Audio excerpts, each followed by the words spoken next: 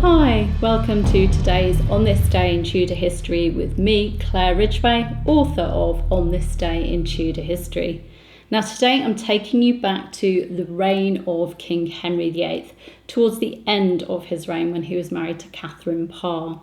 And he actually had left Catherine Parr in charge in England as regent while he was off campaigning in France.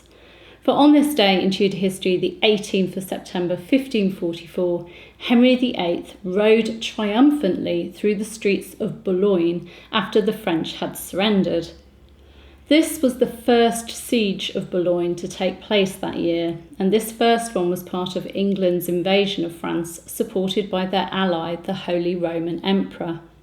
A force led by Charles Brandon, Duke of Suffolk, had laid siege to the town on the 19th of July. The king had sailed from Dover to Calais on the 14th of July and made his way to Boulogne, setting up camp there on the 26th of July.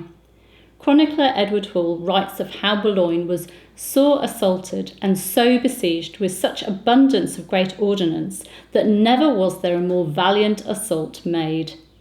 He went on to describe how the English force undermined the castle, the tower and walls, and that Boulogne was so beaten with ordnance that there was not left one house whole therein.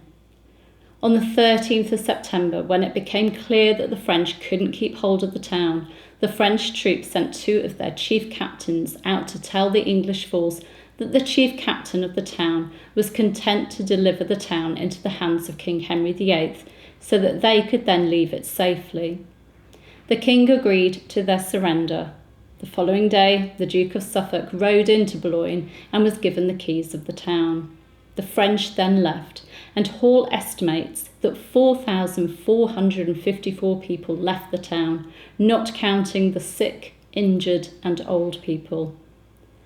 The Grand Captain of Boulogne was last to leave, and when he did, he approached the king on horseback, got off his horse and talked to the king. The king then took him by the hand, and the captain knelt, kissed the king's hand, and then got back on his horse and departed. On the 18th of September 1544, this day in Tudor history, King Henry VIII entered Boulogne. Hall writes that he had a naked sword carried before him, and trumpeters standing on the walls sounded their trumpets as he entered. The Duke of Suffolk, who was already in the town, met him and delivered the town keys into the king's hands. The king then retired to his lodgings in the southern part of the town.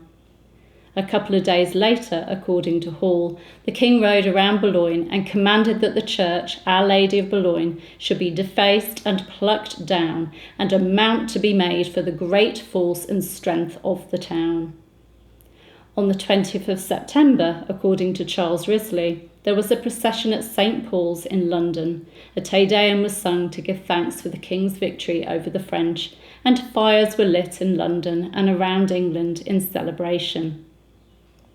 However, on the same day that Henry VIII entered Boulogne triumphantly, King Francis I of France signed a treaty of perpetual peace with Emperor Charles V, who was supposed to be Henry's ally. The French attacked Boulogne in October 1544, looting and killing people, but they were driven off by the English force.